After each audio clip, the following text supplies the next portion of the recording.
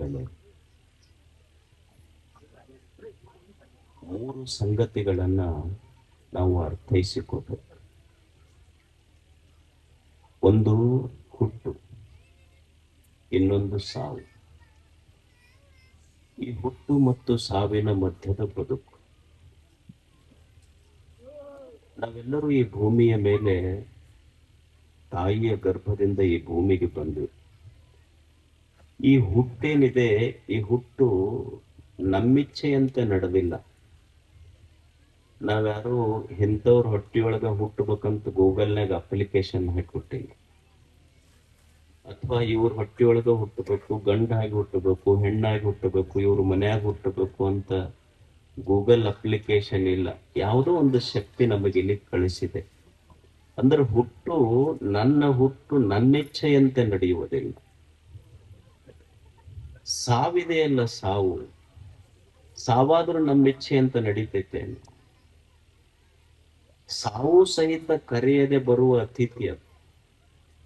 ನಾನು ಎಷ್ಟನೇ ದೊಡ್ಡ ವ್ಯಕ್ತಿಯಾಗಿ ದೊಡ್ಡ ದೊಡ್ಡ ಕಟೌಟ್ ಕಟ್ಕೊಂಡು ನಂದು ಎಷ್ಟನೇ ವರ್ಷದ ಹುಟ್ಟು ಹಬ್ಬ ಅಂತ ಹೇಳಿ ದೊಡ್ಡ ಸ್ಟೇಜ್ ಹಾಕೊಂಡು ನಾ ಎಷ್ಟಾದ್ರೂ ಮೆರಿಬಹುದು. ಮುಂದಕ್ಕೆ ಕೆಟ್ಟು ಮುಂದೆಲ್ಲ ಹಾಡೋರು, ಹಿಂದೆಲ್ಲ ಡೆಕೋರೇಷನ್ನು, ಬಲೂನ್ ಕಟ್ಟಿರ್ತಾರೆ ನೋಡಿ. ಆ ಕಟ್ಟಿದ ಬಲೂನ ಹುಟ್ಟು ಹಬ್ಬದ ದಿವಸ ಹೇಳ್ತಿದ್ದೆ, ನಾ ಯಾವಾಗ ಟಬ್ ಅಂತೇನೆ ಗೊತ್ತಿಲ್ಲ, ನೀನು ಯಾವಾಗ ಟಬ್ ಅಂತ ಗೊತ್ತಿಲ್ಲ. ಅಂದ್ರ ಸಾವು ಸಹಿತ ನನ್ನ ಕೈಯೊಳಗಿಲ್ಲ. ಹುಟ್ಟು ನನ್ನಿಚ್ಛೆ ಅಂತಿಲ್ಲ, ಸಾವು ನನ್ನಿಚ್ಛೆಯಂತೆ ಇಲ್ಲ. ಈ ಹುಟ್ಟು ಸಾವು ಎರಡನ್ನ ದೇವರು ತನ್ನ ಕೈಯೊಳಗೆ ಇಟ್ಟುಕೊಂಡು ಈ ಹುಟ್ಟು ಮತ್ತು ಸಾವಿನ ಮಧ್ಯದ ಬದುಕನ್ನ ನಮ್ಮ ಉಡಿಯೊಳಗೆ ಹಾಕಿ ಬದುಕು ಅಂತ ಕಳಿಸಿದಾನೆ. ಬದುಕಬೇಕೇ ಭೂಮಿಯನ್ನು. ಇಂಥ ಒಂದು ಜೀವನ ಇದೆಯಲ್ಲ, ಈ ಜೀವನದಲ್ಲಿ ಬಹಳ ಬೆಲೆಯುಳ್ಳ ವಸ್ತು ಯಾವುದು? ಯಾವುದಕ್ಕೆ ಬಹಳ ಬೆಲೆ ಇದೆ ಬದುಕಿನಲ್ಲಿ? ಈಗ ನೀವು ಮನೆ ಕಟ್ಟಿಸ್ತೀರಿ, ಬಹಳ ದೊಡ್ಡ ದೊಡ್ಡ ಶ್ರೀಮಂತರದಿರಿ ಅಂತ ತಿಳ್ಕೊಳ್ರಿ. ಒಂದು 50 ಲಕ್ಷ ರೂಪಾಯಿ ಕೊಟ್ಟು ಮನೆ ಕಟ್ತೀರಿ. 50 ಲಕ್ಷ ರೂಪಾಯಿ ಕೊಟ್ಟು ಕಟ್ಟಿದ ಮನೆ ಒಂದು ದಿವಸ ಉದ್ಘಾಟನೆ ಮಾಡುತ್ತಾರೆ. ಆಶ್ಚರ್ಯ ಏನು ಅಂದ್ರ, 50 ಲಕ್ಷ ರೂಪಾಯಿ ಖರ್ಚು ಮಾಡಿ ಕಟ್ಟಿದ ಮನೆ ಉದ್ಘಾಟನೆ ಆಗಿದ್ದು ಬರೇ 1 ರೂಪಾಯಿ ಕೊಟ್ಟು ತಂದ ಮೇಣದ ಬತ್ತಿಯ ಬೆಳಕಿನಿಂದ ಮನೆ ಉದ್ಘಾಟನೆ. ಹಾಗಾದ್ರೆ ಬೆಲೆ ಯಾವುದಕ್ಕೆ? ಮನೆಗೋ ಬೆಳಕಿಗೋ? ಬೆಲೆ ಮನೆಗಿಲ್ಲ, ಬೆಲೆ ಬೆಳಕಿಗಿದೆ. ಹೊರಗೆ ದೀಪದ ಬೆಳಕಿರದೇ ಇದ್ರ ಮನೆ ಕತ್ತಲಾಗ್ತದೆ. ಅಂತರಂಗದಲ್ಲಿ ಜ್ಞಾನದ ಬೆಳಕಿರದೇ ಇದ್ರ ಮನಸ್ಸೇ ಕತ್ತಲಾಗ್ತದೆ. ಅಂಥ ಮನಸ್ಸಿನೊಳಗ ನಮ್ಮೆಲ್ಲರ ಎದೆಯಲ್ಲಿ ಜ್ಞಾನದ ಬೆಳಕನ್ನು ತುಂಬಿದವರು ಗುರುದೇವರವರೆಲ್ಲ. ಅಂಥ ಗುರುದೇವರಿಗೆ ನಿಮ್ಮದೊಂದು ಪ್ರೀತಿಯ ಗುರುನಮನ. ಅವರಿಗೆ ಒಂದು ಮಾವಿನ ಗಿಡ ಇರ್ತದೆ ನೋಡಿ. ಮಾವಿನ ಗಿಡದ ಹಣ್ಣ ಅದು ಬೆಂಗಳೂರು, ನಿಮ್ಮೂರನ್ನ ಮಾವಿನ ಗಿಡ ನೀವು ಹಚ್ಚಿರ್ತೀರ, ಒಂದು ಮಾವಿನ ತೋಟ ಮಾಡಿರ್ತೀರಿ. ಮಾವಿನ ಗಿಡದ ಹಣ್ಣ ಬೆಂಗಳೂರಿಗೆ ಹೋಗ್ತೈತಿ, ಹೈದರಾಬಾದಕ್ಕೆ ಹೋಗ್ತೈತಿ, ಡೆಲ್ಲಿಗೆ ಹೋಗ್ತೈತಿ, ಯುರೋಪ್, ಅಮೇರಿಕಾ, ಜರ್ಮನಿಗೆ ಎಕ್ಸ್ಪೋರ್ಟ್ ಆಗ್ತೈತಿ. ಗಿಡ ಇದ್ದಲ್ಲೇ ಇರ್ತೈತಿ.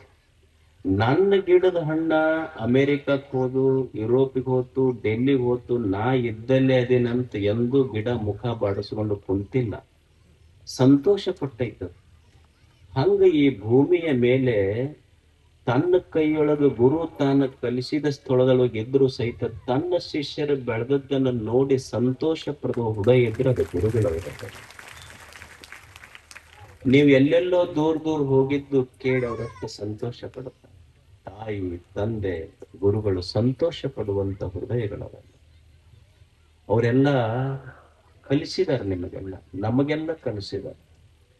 ಏನು ಕಲಿಸಿದಾರೆ? ಬರೇ ಅಕ್ಷರವನ್ನ ಕಲಿಸಿದವರಲ್ಲ. ಅವರ ತಲೆಯಲ್ಲಿ ಇದ್ದದ್ದು ಒಂದೇ, ಎಲ್ಲ ಗುರುಗಳಿಗೆ ಗೊತ್ತಿದ್ದ ಜೀವನದ ಸೂತ್ರ ಒಂದೇ. ಏನು ಗೊತ್ತಿತ್ತು ಅಂದ್ರ, ಅವ್ರಿಗೆ ಗೊತ್ತಿದ್ದೇನು ಅಂದ್ರೆ ಭೂಮಿಗೆ ಬಿದ್ದ ಬೀಜ ಮಕ್ಕಳ ಎದೆಯಾಗಿ ಬಿದ್ದ ಅಕ್ಷರ ಎಂದೂ ವ್ಯರ್ಥ ಆಗುವುದಿಲ್ಲ ಅನ್ನುವ ಸತ್ಯ ಗೊತ್ತಿತ್ತು ಅವರೆಲ್ಲ ನಿಮ್ಮ ಎದೆಯಲ್ಲಿ ಅಕ್ಷರದ ದೀಪವನ್ನ ಬಿತ್ತಿದ ಗುರುಗಳಿಗೆ ಗುರು ನಮನ. ಎಷ್ಟು ಜನ ಶಿಕ್ಷಕರು ಬರೀ ಅವರೇನು ಫಿಸಿಕ್ಸ್, ಕೆಮಿಸ್ಟ್ರಿ, ಮ್ಯಾಥಮೆಟಿಕ್ಸ್, ಬಯಾಲಜಿ ಇದನ್ನಷ್ಟೇ ಕಲಿಸಿದವರಲ್ಲ. ಎಷ್ಟು ಜನ ಶಿಕ್ಷಕರು ನಮಗೆ ಜೀವನವನ್ನೇ ಕಲಿಸಿದಾರೆ. ಅಂಥವರನ್ನು ನೋಡಿ ಕಲಿತಿದ್ದು ಎಷ್ಟು ಜೀವನದಲ್ಲಿ. ಅವರು ಜೀವನವನ್ನು ಕಲಿಸಿದವರವರೆಲ್ಲ. ಒಬ್ಬರು ಗುರುಗಳು ನೀವ್ ಹೆಂಗ ಎಲ್ಲ ಕಲಿತು ಹಳ್ಳಿ ಬಂದು ಗುರುಗಳಿಂದ ಮತ್ತೆ ಹೋಗ್ತಾ ಇದ್ದೀರಲ್ಲ, ಒಂದು ಸ್ನೇಹ ಸಮ್ಮೇಳನ ಮಾಡಿ, ಈಗ ಒಂದು ಆನ್ಯುವಲ್ ಡೇ ಅಂತ ಮಾಡ್ತಾರಲ್ಲ, ಶಾಲೆಯಲ್ಲಿ ಒಂದು ಆನ್ಯುವಲ್ ಡೇ ನಡೆದಿತ್ತು. ಗುರುಗಳೊಂದು ಕೊನೆಯ ಪಾಠ ಗಣಿತದ ಶಿಕ್ಷಕರ ಮಕ್ಕಳಿಗೆ ಕಲಿಸ್ತಾ ಇದ್ರು. ಅವ್ರು 10 1 10 12 20 13 30 ಅಂತ ಹೇಳಿ 10 10 101 ಅಂತ ಬರೆದ್ರು. ಮಕ್ಕಳೆಲ್ಲ ನಕ್ಕು. ಗುರುಗಳು ಕೇಳಿದ್ರು, ಯಾಕೆ ನಗಾಕತ್ತೀರಿ ನೀವು?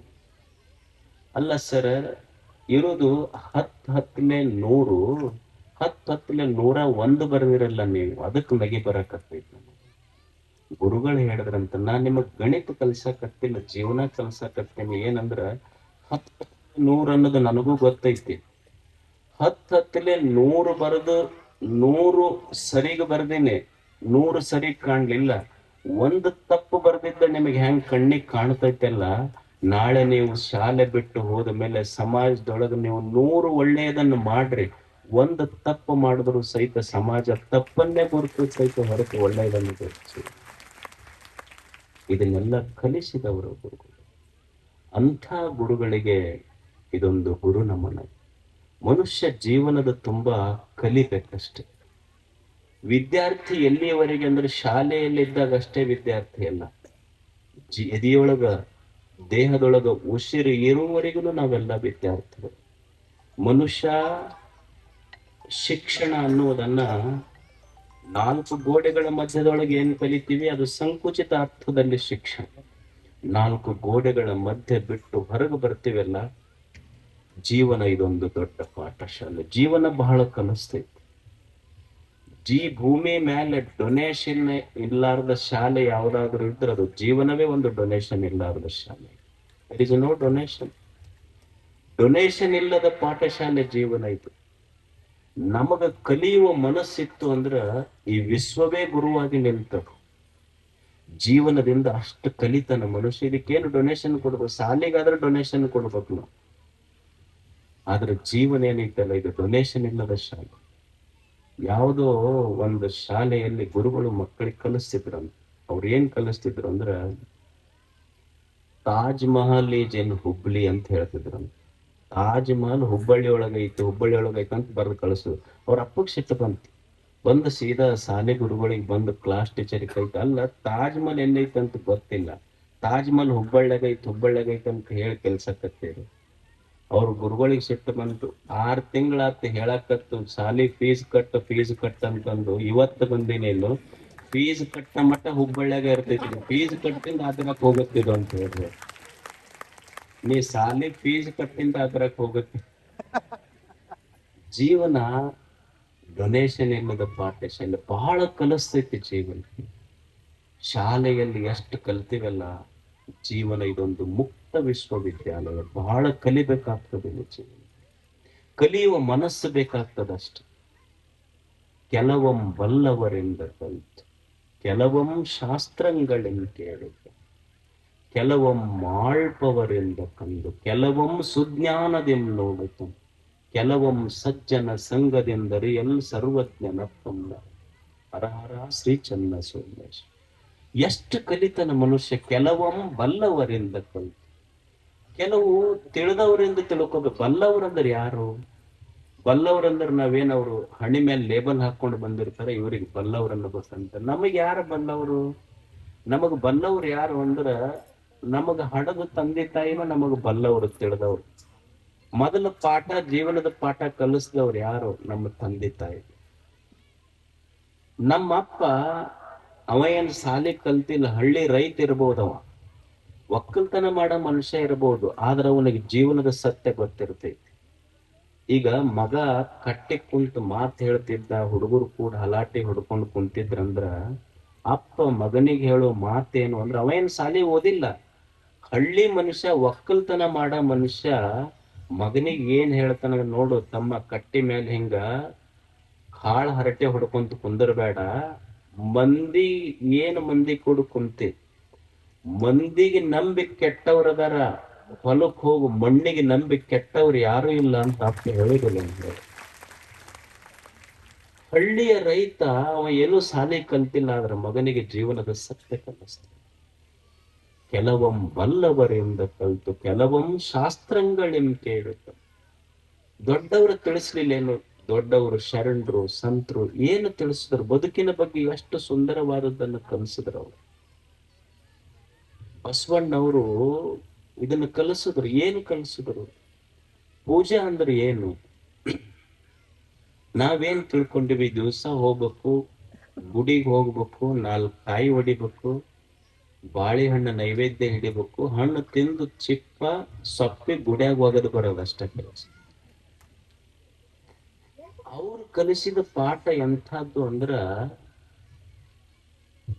ಕೂಡಲ ಸಂಗಮ ದೇವ ನಿಮ್ಮ ಶರಣರು ಮನನೊಂದರೆ ಆನು ಬೆಂದೆನು ಕೂಡಲ ಸಂಗಮ. ಅವರು ಕಲಿಸಿದ ಪಾಠ, ಜೀವನದ ಪಾಠ ಎಂಥದ್ದು ಅಂದ್ರೆ, ನಿಜವಾದ ಪೂಜೆ ಅಂದ್ರೆ ಏನು? ಪೂಜೆ ಅಂದ್ರೆ ಬರೇ ಗುಡಿಗೆ ಹೋಗೋದಲ್ಲ. ನಿಜವಾದ ಪೂಜೆ ಅಂದ್ರ ಇನ್ನೊಬ್ಬರ ಮನಸ್ಸಿಗೆ ನೋವು ಮಾಡದಂಗ, ಇನ್ನೊಬ್ಬರ ಮನೆಗೆ ಬೆಂಕಿ ಹಚ್ಚದಂಗ ಬದುಕದೆ ಅಂದ್ರೆ ಅದು ನಿಜವಾದ ಪೂಜೆ.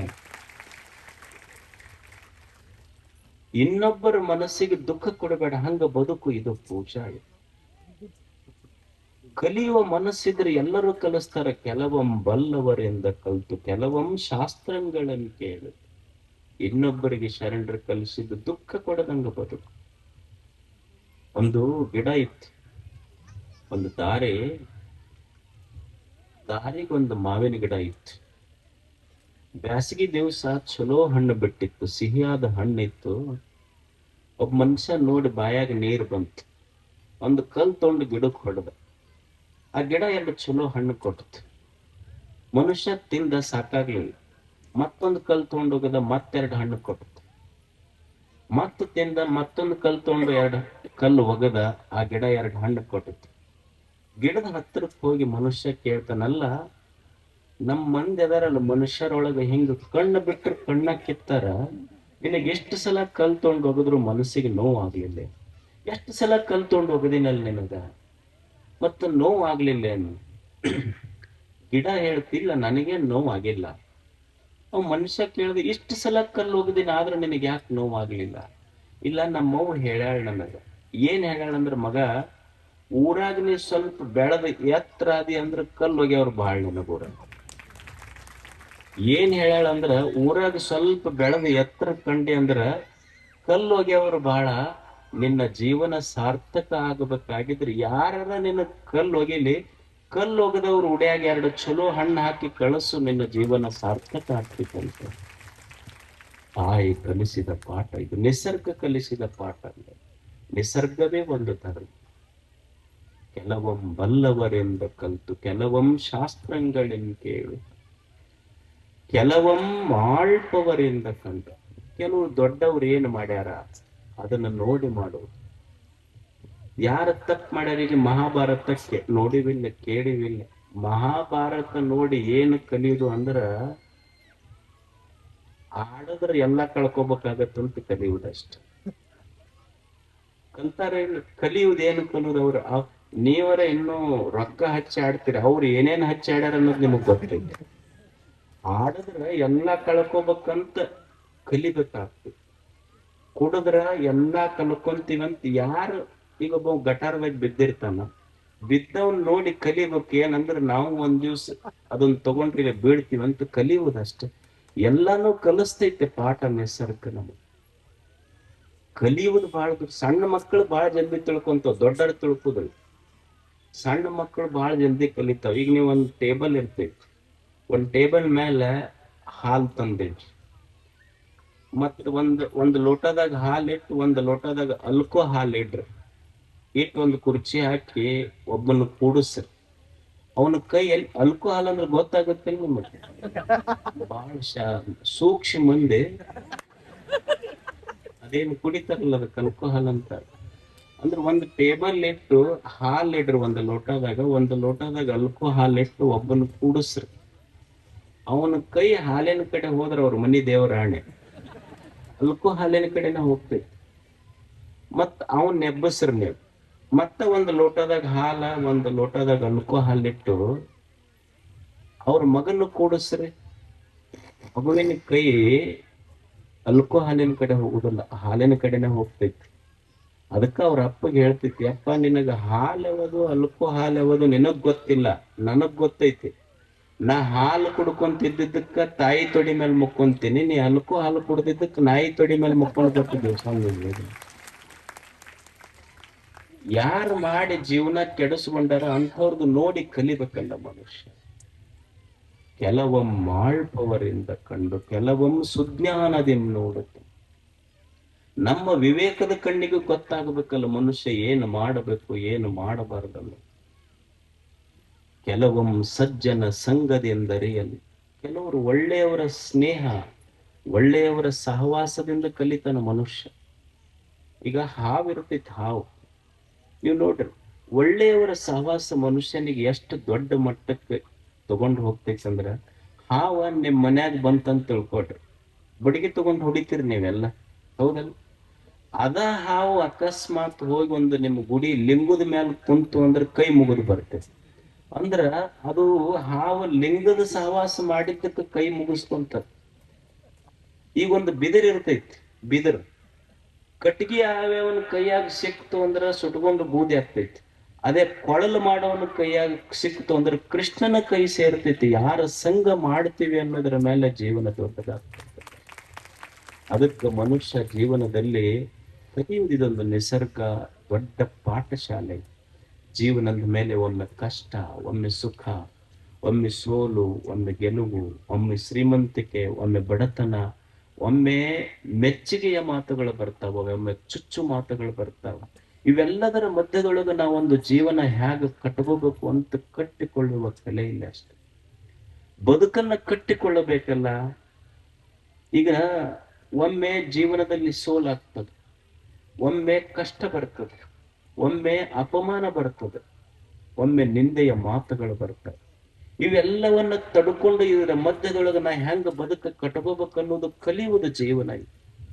ನಮಗೇನೋ ಒಂದು ಜೀವನದೊಳಗೆ ತೊಂದರೆ ಆಯ್ತು ಅಂದ್ರ ಹೋಗಿ ಆತ್ಮಹತ್ಯೆ ಮಾಡ್ಕೊಂತೀವಿ.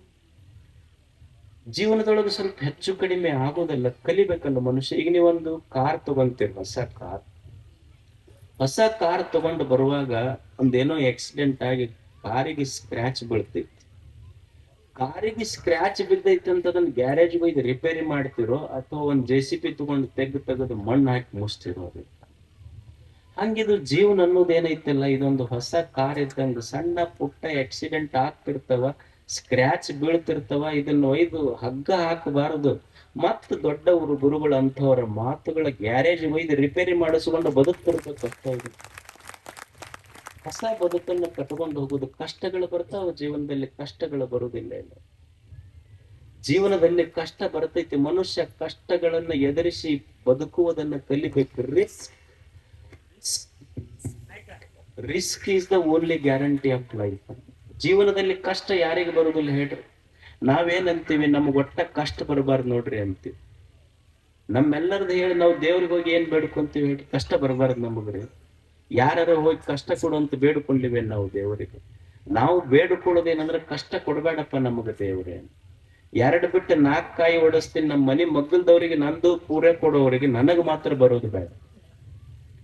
ಕಷ್ಟ ಇರೋದು ಬೇಡ ಅಂದ್ರೆ ಏನು? ನಮ್ಮ ವ್ಯಾಖ್ಯಾನ ಏನಂದ್ರ, ಮಸ್ತ್ ಮಂಡಕ್ಕಿ ಮಿರ್ಚಿ ಏನೇನ್ ತಿನ್ಕೊಂತ ಮನ್ಯಾಗ TV ನೋಡ್ಕೊಂತ ಸೋಫಾ ಸೆಟ್ ಮೇಲೆ ಕುಂದ್ರದು. ಅಂದ್ರೆ ಕಷ್ಟ ಇರಬಾರ್ದು. ಅಂದ್ರೆ ಕಮ್ಮಗ ಸೋಫಾ ಸೆಟ್ ಮೇಲೆ ಈ ಕಡೆನೂ ಹೊಳ್ಳಂಗಿಲ್ಲ, ಈ ಕಡೆನೂ ಹೊಳ್ಳಂಗಿಲ್ಲ, ಹಿಂಗ್ ಕೂಡೋದು ಆರಾಮ್ ಅಂತೀವಿ. ಮತ್ತು ಹಿಂಗ ಈ ಕಡೆನೂ ಹೊಳ್ಳೋದಿಲ್ಲ, ಈ ಕಡೆನೂ ಹೊಳ್ಳೋದಿಲ್ಲ, ಇಷ್ಟು ಸುಮ್ಮನೆ ಕೂಡೋದು ಆರಾಮ್ ಅಂದ್ರೆ ಕುಣ್ಯಾಗ ಹೆಣನು ಹಂಗ ಇರ್ತಾವ. ಈ ಕಡೆನೂ ಹೊಳ್ಳೋದಿಲ್ಲ, ಈ ಕಡೆನೂ ಹೊಳ್ಳೋದಿಲ್ಲ. ಅಂದ್ರೆ ಜೀವನದೊಳಗೆ ಯಾರ ಕಷ್ಟ ಬ್ಯಾಡ್ ಅಂತಾರಲ್ಲ ಅವ್ರ ಹೆಣ ಇದ್ದಂಗಂತ.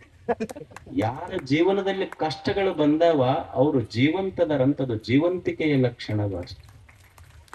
ಒಬ್ಬ ಜ್ಞಾನಿ ಮನುಷ್ಯ ಭಗವಂತ ಕೇಳ್ತಾನೆ, ಭಗವಂತನೇ ನಾನು ನಿನ್ನ ಗರ್ಭಗುಡಿಯ ಮುಂದೆ ನಿಂತು ಕಷ್ಟ ಕೊಡಬೇಡ ಅಂತ ಕೇಳಿಕೊಳ್ಳುವ ಹೇಡಿ ಭಕ್ತ ಅಲ್ಲ ನಾನು ನಿನಗೇನು ಕೇಳ್ತೀನಿ ಅಂದ್ರೆ ಭಗವಂತನೇ, ನಿನ್ನ ಗರ್ಭಗುಡಿಯ ಮುಂದೆ ನಿಂತು ಕೇಳೋದು ನಿನಗೆ ಅಷ್ಟು ಶಕ್ತಿ ಐತಲ್ಲ ಅಷ್ಟು ಕಷ್ಟ ಕೊಡು, ನಾ ಕೇಳಿಕೊಳ್ಳೋದು ಕಷ್ಟ ಕೊಡಬೇಡ ಅಂತಲ್ಲ, ನೀ ಕೊಡುವ ಕಷ್ಟವನ್ನ ತಾಳಿಕೊಳ್ಳುವ ಸಾಮರ್ಥ್ಯ ಕೊಡು ಅಂತ ಕೇಳಕ್ ಬಂದೆ ನಿನಗೆ. ಜೀವನದ ಮೇಲೆ ಕಷ್ಟ ಸುಖ ಬರ್ತಾವ, ಗುಡಿಗೆ ಹೋಗಿ ಕೈ ಮುಕ್ಕೊಂಡು ನಿಂತು ನಾವು ಕಷ್ಟ ಕೊಡಬೇಡ ಅಂದ್ರ ಗುಡಿಯೊಳಗಿನ ಮೂರ್ತಿ ಇತ್ತಲ್ಲ ಅದ ಹೇಳ್ತಿತ್ತು, ನೋಡಪ್ಪ ನಾನಾ ಏಟ್ ತಿಂದು ಇಲ್ಲಿ ಕುಂತಿದ್ದಕ್ಕ ನೀ ನನ್ನ ಎದುರು ಕೈ ಮುಗಿದಿ, ನಾನಾ ಕಷ್ಟ ಪಟ್ಟಿದ್ದಿಲ್ಲ ಅಂದ್ರೆ ಇವತ್ತಿನ ನನ್ನ ಗುಡಿ ಮುಂದೆ ಕೈ ಮುಗಿದು ನಿಲ್ತಿರ್ಲಿಲ್ಲ. ಒಮ್ಮೆ ಮಾನ ಬರ್ತದೆ, ಒಮ್ಮೆ ಅಪಮಾನಗಳು ಬರ್ತಾವ, ಒಮ್ಮೆ ಚುಚ್ಚು ಮಾತುಗಳು ಬರ್ತಾವೆ. ಜೀವನದ ಮೇಲೆ ಇರುವುದಲ್ಲ, ಇದ್ರ ಮಧ್ಯದೊಳಗೆ ಕಲಿಬೇಕಾಗ್ತದೆ ಮನುಷ್ಯ. ಒಮ್ಮೆ ಅಪಮಾನಗಳು ಬರ್ತಾವ. ಒಂದು ಕುದುರೆ ಓಡುವ ಕುದುರೆಗೆನೆ ಚಾಟಿ ಏಟು ಬೀಳ್ತೈತಿ, ಓಡುವ ಕುದುರೆಗೆನೆ ಚಾಟಿ ಏಟು ಬೀಳುದು. ಮತ್ತ ಚಲೋ ಸಿಹಿಯಾದ ಗಿಡಕ್ಕನ ಕಲ್ಲು ಬೀಳ್ತಾವ, ಯಾರು ಜಾಲಿ ಗಿಡಕ್ಕೆ ಕಲ್ಲು ಹೋಗೋದಿಲ್ಲ. ನಮಗೊಂದ್ ಸ್ವಲ್ಪ ನಿಂದೆಯ ಮಾತುಗಳ ಕಲ್ಲು ಬೀಳಾಕತ್ತಾವ ಅಂದ್ರೆ ನಾವು ಜಾಲಿ ಗಿಡ ಅಲ್ಲ, ನಾವು ಹಣ್ಣಿನ ಗಿಡ ಅಂತ ತಿಳ್ಕೊಳ್ಳೋದು ಮನುಷ್ಯ. ಜೀವನದ ಮೇಲೆ ಸ್ವಲ್ಪ ಕಷ್ಟ ಸುಖ, ಒಮ್ಮೆ ಸೋಲು ಗೆಲುವು, ಒಮ್ಮೆ ಮಾನ ಅಪಮಾನ, ಇವೆಲ್ಲವುಗಳ ಮಧ್ಯದೊಳಗೆ ಸಂತೋಷವಾಗಿ ಬದುಕುವುದನ್ನು ಕಲಿಬೇಕು. ಜೀವನ ನೀವು ಏನನ್ನ ನೋಡ್ರಿ ಕಲಿಬೇಕನ್ನೋ ಮನಸ್ಸಿದ್ರೆ ಜಗತ್ತೇ ಕಲಿಸ್ತೈತಿ ನಮಗ್. ಈಗ ನೀವು ತಾಯಂದಿರದೆ ಅಡಿಗೆ ಮಾಡ್ತೀರಿ, ಅಡಿಗೆ ಮಾಡ್ಬೇಕಾದ್ರೆ ಕುಕ್ಕರ್ ಇಟ್ಟಿರ್ತೀರಿ ಮನ್ಯಾಗ. ಕುಕ್ಕರ್ ನೋಡಿ ಏನ್ ಕಲಿಬಹುದು ಅಂದ್ರ, ನಮ್ ಬುಡಕ ನಮಗ್ ಆಗ್ಲಾರ್ದವ್ರು ಬೆಂಕಿ ಇಟ್ಟರು ನಾವು ಸೀಟಿ ಹೊಡ್ಕೊಂತಿರ್ಬೇಕು ಆರಾಮ ಅಂತ ಕುಕ್ಕರ್ ಕಲಿಸ್ತೈತಿ ಮನುಷ್ಯ. ಅಂದ್ರೆ ಜೀವನ ಪ್ರತಿ ವಿಧದಲ್ಲಿ ಕಲಿಸ್ತೈತಿ.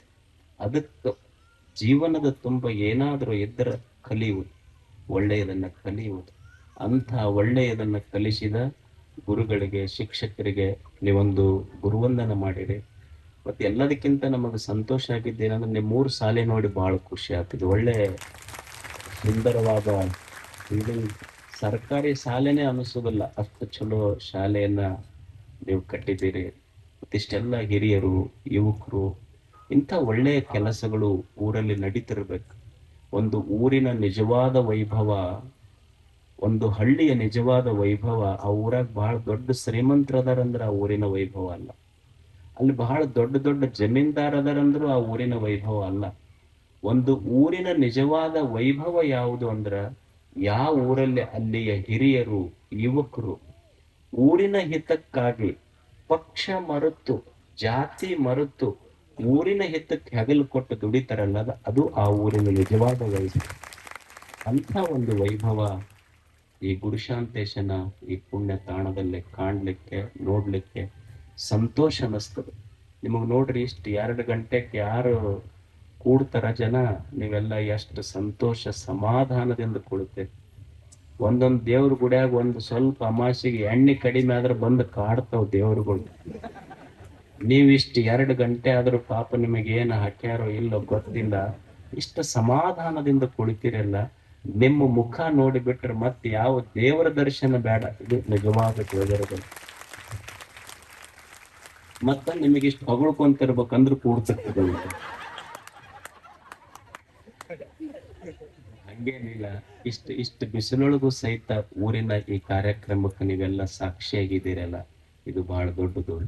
ಸದಾ ಇಂಥ ಒಳ್ಳೆಯ ಕೆಲಸಗಳು, ಮನಸ್ಸು ಕಟ್ಟುವ ಕೆಲಸ ಊರಾಗ ನಡೀಲಿ. ತಮಗೆಲ್ಲ ಒಳ್ಳೇದಾಗ್ಲಿ ಅಂತ ಹಾರೈಸಿ ನಮ್ಮ ಮಾತುಗಳನ್ನು